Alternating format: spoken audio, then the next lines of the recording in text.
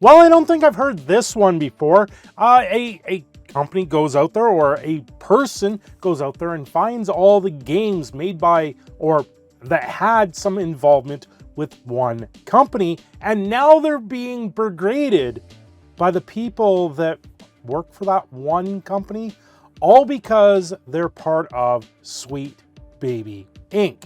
If you haven't heard of this company before, or whoever these people are, they seem to be the sensitivity enforcers for a lot of video games now. And everything they have touched, or a lot of what they have touched, has even shuttered game studios. So someone's taken it upon themselves to show you the games that might be in your library that have been touched by this company, and no one wants to touch them anymore. Well, before we get fully into the video, don't forget to share, like, subscribe, do all those fun things. The image below me, I actually put into an AI generator. I asked it to give me someone being very angry at a video game. That's what I got back, which is quite entertaining in itself.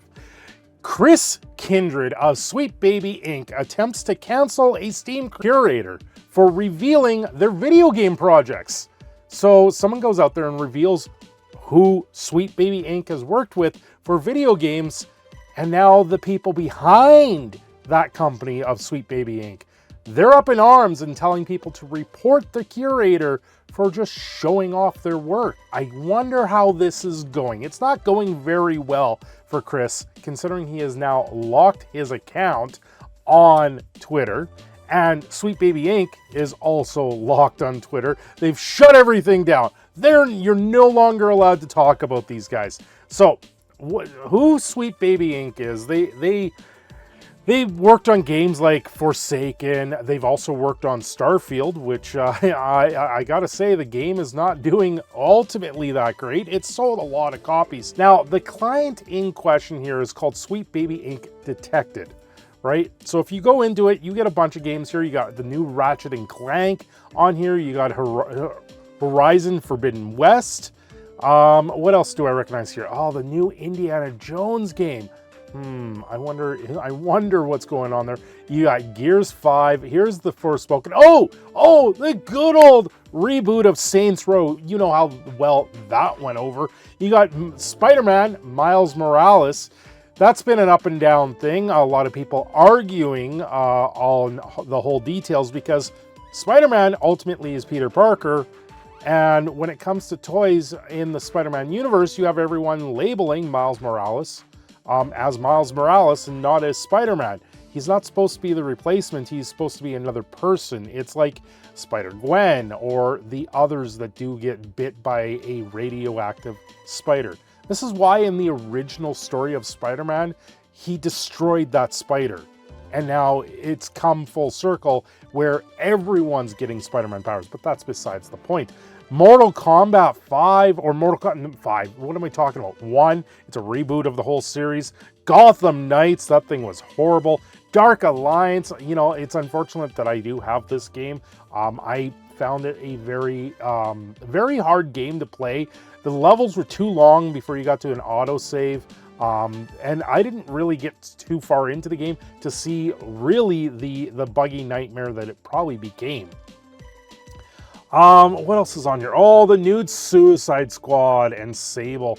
You know, I'm not surprised to see all these games on this list ultimately when it comes down to it. But why is this such a big deal? Why is listing the games that Sweet Baby Inc. actually work with? And all of these are just, all it's doing is taking third-party information from the internet and compiling it in one spot. In recent years, most prominent video game titles have become downright unplayable due to lack of challenge, compelling stories, and substandard graphics. Although their file size has increased, and increasing Marxists a great prop shoehorned into stories, the video game narrative developed by company Sweet Baby Inc. is responsible for much of this poor content, and now the company is involved in yet another controversy because of its designer Chris Kindred. Sweet Baby Inc. gained notoriety because of its latest Rocksteady game Suicide Squad, Kill the Justice League. A lot of the game content found to be disrespectful to the source material, especially the recent passing of legendary voice actor Kevin Conroy. I actually did a video on Kevin Conroy when he passed. It was very sad to hear the iconic voice of Batman. Sweet Baby Inc. was also involved in a few games with their respective controversies, such as Starfield Forspoken, Gotham Knights, Spider-Man 2, and Saint Rose Reboot, which ended up closing down the development studio Volition. Since Sweet Baby Inc. came to notoriety, they have locked down their Twitter account. Go figure. Go figure. They have locked it down. There's so far as many as 18 games. There's probably more on the way. And you can see here, unfortunately, the curator's page on Steam has attracted the attention of Sweet Baby Inc.'s narrative designer, Chris Kindred. Upon discovering the curator's page, he made the following tweets. Chris Kindred, the Steam creator harassment group Sweet Baby Inc. detected is led by this person. He hears them trying to be slick so they don't get reported.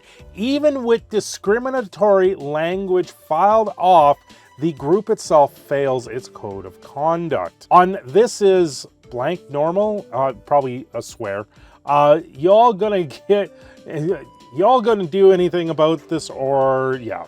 And Felix at Home, which is also known as Lego Butts, has also been involved with a bunch of other things as well. Whoever subscribes to the list is about to be sick when they gotta add more of their favorite games on there. Judging by the precedent tweets, Chris Kindred intends to strong-arm Steam into taking down the Detector's page and getting Kurbos banned from Steam. Also take note of Maya Commerce, aka Lego Butts, of Gamergate Silverstring media infamy. This is starting to bubble up, and this could turn into something even worse than what we saw back in the GG days. Her involvement with Sweet Baby Inc. is unknown as of this writing, but there will be further reports once more information comes out. Chris Kindred is known for rambling down for politics on Twitter, which has been documented in the past and shows overall corporate atmosphere of Sweet Baby Inc. and their obsession with identity politics in video games. And I have seen this account a lot. I don't think I've truly interacted with it, but I'm pretty sure I've seen this account dozens, if not more, times on Twitter, in passing, things going by. But now it's apparently their turn to have their 15 minutes in the spotlight with everyone else that's under these things. It honestly is really funny. If you go to the Sweet Baby Inc. website, you get even more games of it. And people just don't want to deal with any of this anymore. They just want their games to be made and not have sensitivity owners or attributors go over their games and say, you're not allowed to play this game because it's sensitive topic here, this sensitive topic, this makes someone pissed off, this will make someone pissed off. It doesn't matter what you do in the world, you're going to piss someone off. And until we can learn to live that I don't like these certain things, it's going to continue. You're going to piss someone off no matter what. By me even making this video, I'm going to have detractors in the comments saying, oh, what do you don't know what you're talking about? No, I've seen this time and time and time again. It continues to go on down the road for this stuff. Ooh, yay, you've got eyeballs. This is not a good idea for video games, and this is where it's gone. Founded in 2018, Sweet Baby Inc. is a narrative development and consulting studio based in Montreal and working around the globe. Our mission is to tell better, more empathetic stories while diversifying and enriching the video games industry. We aim to make games more engaging, more fun, more meaningful, and more inclusive for everybody. I hate to tell you, but games are for everyone to begin with. There's certain games out there like The Last of Us 2. They did a lot of accessibility things for the game. And this is probably the one saving grace for that game. They added all the accessibility things in there. I think they even added like a deaf mode or a blind mode into it. So it made it so more people could access the game and play the game. But when it comes to things like this, where they're trying to push a different narrative, trying to prop people on pedestals, giving people labels, it destroys the industry. It brings them down so many levels that people don't want this in their storytelling anymore. People just want to have a story, enjoy the story, and move on with their lives. This is one of the major things that we have going on with games out there. You're looking at newer games out there that take over 100 hours to complete. When a game gets past about the 40 to 60 hour mark, you start to lose interest in it ultimately. And it's a very daunting experience to try and continue to go on it. It's nice when you have a game that has replayability and you can always come back to the game and play more with the game.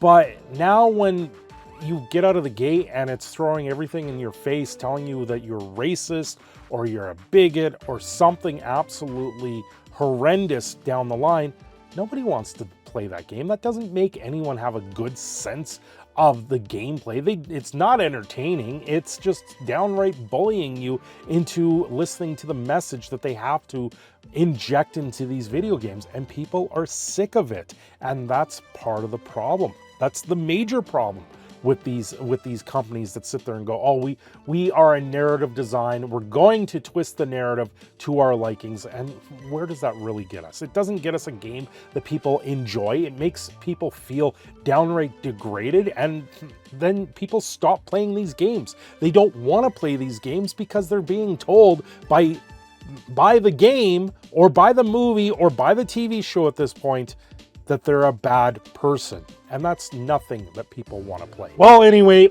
they list on their own website these games that someone went out there and put into a Steam curator, and now they're calling for him to be banned from Twitter, from Steam, and all these other things. It makes absolutely no sense. So just keep an eye on these things. It's just, once again, I'm going to use my favorite word of the week, ridiculous. Have yourselves a great day. I'm your proud Canadian Phoenix, Cindershadow. I'm signing off here. Don't forget to like and subscribe, and I will see you again very soon.